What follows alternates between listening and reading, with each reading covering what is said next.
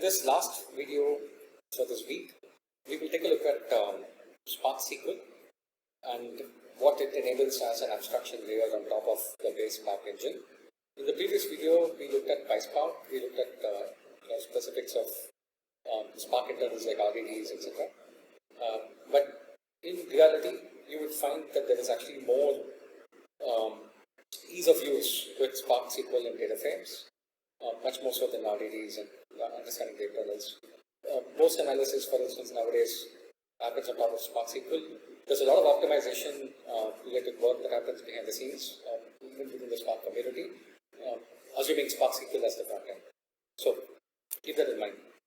Now, what is a data frame and what is an RDD? If you remember, the RDD expansion stands for resilient distributed data set. So the key word there at the end is data set, right? So data set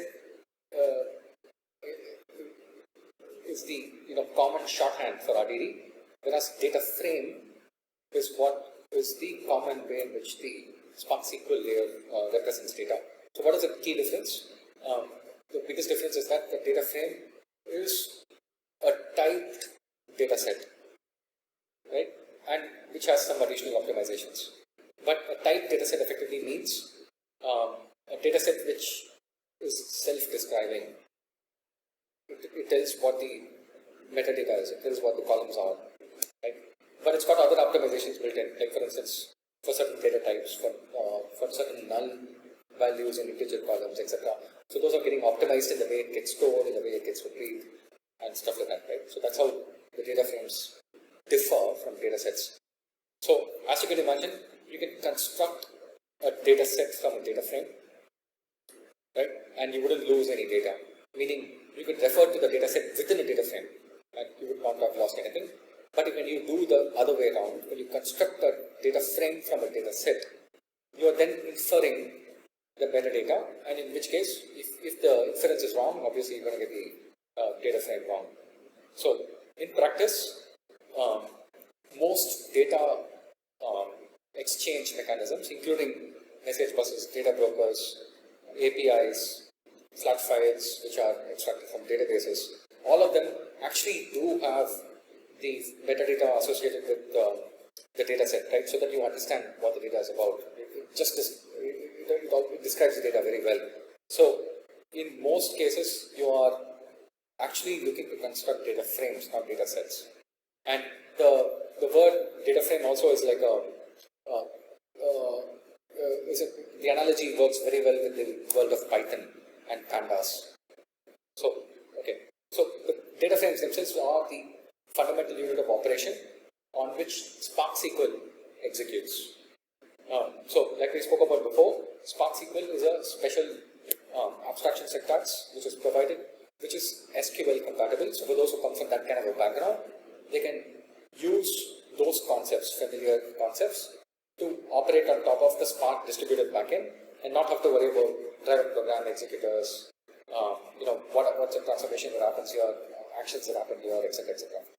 But even there is a catch, right? Like is always the case. We'll go through that one by one. So for this also, I'm going to go back to the documentation. Let's look at things one by one. So in terms of the Spark SQL reference, it's available within programming guides, SQL data frames and data sets. So first and foremost, it's important to get familiar with the set of SQL syntax that Spark SQL supports. Like we mentioned before, the Spark SQL is slightly different from the ANSI SQL. While for the most part, a lot of the common syntax is similar, like select statements, group bys, and stuff like that.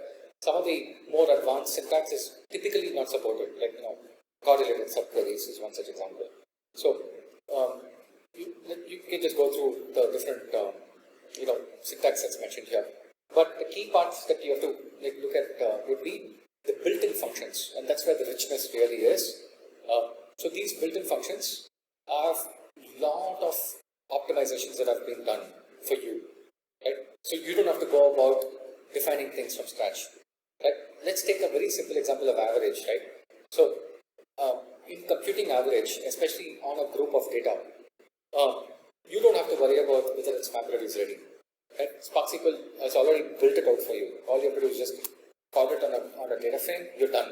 Spark takes care of the heavy lifting associated with running it as a set of stages on executors, computing partial answers, and then computing the final answer and all of that. So, and what's even more interesting is that if you have multiple such expressions operating in the same data frame, Spark then becomes responsible for chaining those operations such that when the stages execute, those partial data sets which are required for each of those different operations operate on the same read of the data, the backend, such that the backend raw data is not read multiple times. So those kinds of fantastic optimizations are all taken care of. Right? So those are standard functions that you can see, right? Count, average, and stuff like that. But there are some very interesting statistical and advanced aggregate functions. So one example here is approximate count distinct. So if you look at count is very simple. You just break it down into partial counts and you get the final count, right? As the final answer. That's how you will do divide and conquer. What about count distinct? Count distinct really refers to the fact that I don't want to count all occurrences. I want to count unique occurrences. So in count distinct, you want to be able to collect data which has already been encountered in some other machine, so that you don't count that same data here in this machine. So if you think about doing it naively, you might end up shipping to every machine a unique copy of all the data set for that particular column that occurs in that machine. And then once that shipping is done for every machine to every machine, so it's an end cross end shipping, all machines exchange data with all machines, it's a shuffle. And then the final step happens of counting, right, on one machine. That's actually an expensive way of going about it. There are some like really cool algorithms which fall under this category of algorithms called as approximate algorithms. So they give you answers which are approximately the right answer, but the degree of approximation can be controlled by you as a parameter. So let's say, for instance, you want an answer which is almost exactly the same as the correct answer, but let's say about 1 to 2% deviation, 1 to 2% error rate is okay, right? In that setting, an approximate count distinct algorithm can be used as opposed to the exact count distinct algorithm. But the approximate count distinct algorithm does not do a shuffle of unique data across all the worker nodes. Instead, the algorithm does some cool tricks and tips to estimate the actual causality. So those kinds of functions, like these kinds of functions, are advanced functions. They're available as built-in functions. So encourage you to take a look through so many examples, fantastic documentation here. It'll give you a very good sense of what's possible, right? Alright, so if you could still not be satisfied with all of this, right? That's perfectly feasible if you have some custom requirements of your own, in which case you can define your own functions. And when you define your own functions, there are two classes of functions which are possible. One, you could define typically what's referred to as a map function. In the world of SQL, these are called as scalar functions, right? So here it treats one element at a time, and it produces one element at a time, right? So SQL operates scalar functions that way. So the example here is, let's say, string length, right? String length is a scalar function in the world of SQL. So that can be implemented using your own length function in Python. You invoke it as a Python, rather you define it as a Python function. You can embed that within the SQL syntax using scalar UDF. The aggregate functions, like let's say you have a custom aggregator, like an accumulator as an example, right? You could write your own user-defined aggregate functions, right? UDFs, and then that can be integrated with Spark SQL, and then Spark SQL will run your UDAF as part of a SQL pipeline. Alright, so that's with respect to the SQL reference. In terms of how your data is optimized, how your pipelines are executed, just like with Spark RDDs, right? With Spark DataFrames also, you could choose to cache tables explicitly, right? So a data frame is like a table, right? In the world of relational databases. So you could cache a table and then use that cache. Like you could cache table two forms, right? You could say cache table, you give the name of the table, or you could say data frame cache, and from there you could start to go about referring to that table, and you'll know for the fact that the table is actually in memory, assuming there's enough memory to store it, right? And even there you can start to give hints with respect to how much to cache, when to persist, when to unpersist, etc. And then you can have a lot of other advanced hints possible for when you execute the SQL operations. Take a look through the documentation. A lot of fantastic work has gone into it. For the most part, for the default executions that you do, you don't need to play with any of this. These are advanced concepts. But caching could be a very interesting option for a lot of common performance needs.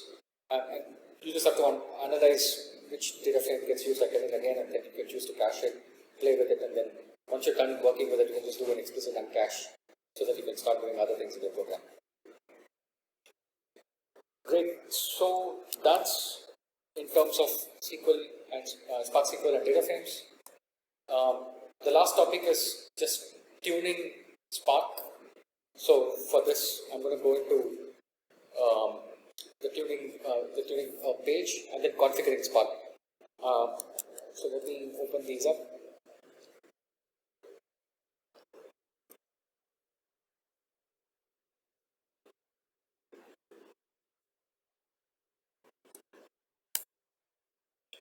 Yeah.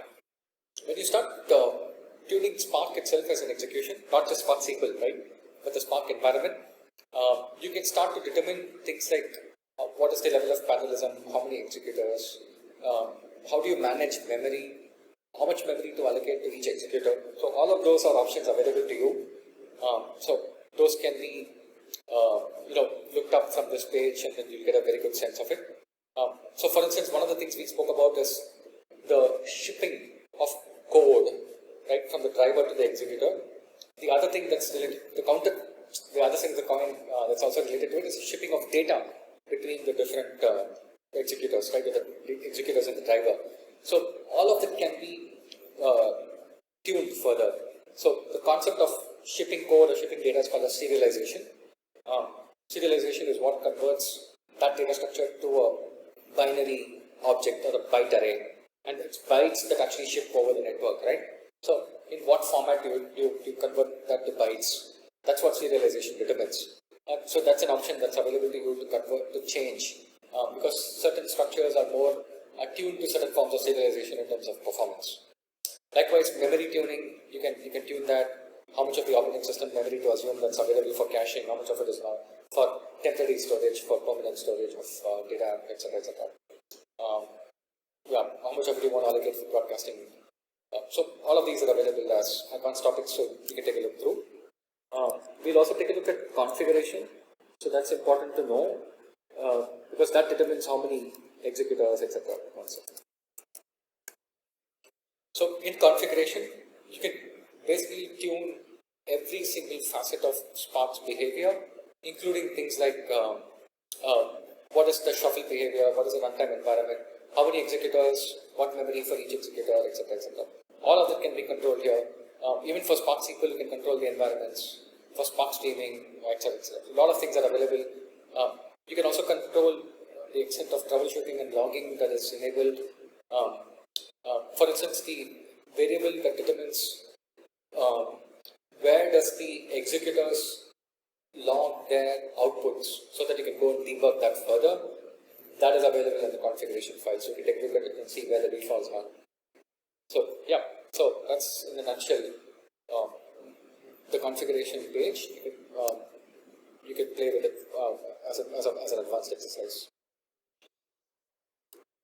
With that, we have come to the end of this overview of Hadoop and PySpark. I am not doing full justice to what PySpark or other Spark libraries are capable of in terms of data processing. There are a lot of advanced topics. Many people have written lots of topics on top of it. But you don't need to get too overwhelmed with those blogs or anything like that. The documentation that's there on the Spark webpage that's hosted on the Apache site, that's more than sufficient. And in fact, for the most part, if you just go through that once, including the different like syntax and variations and function names and things like that, that's more than enough, right, for all of your needs in general. And there's always, like, Stack Overflow for anything more than that. Thanks.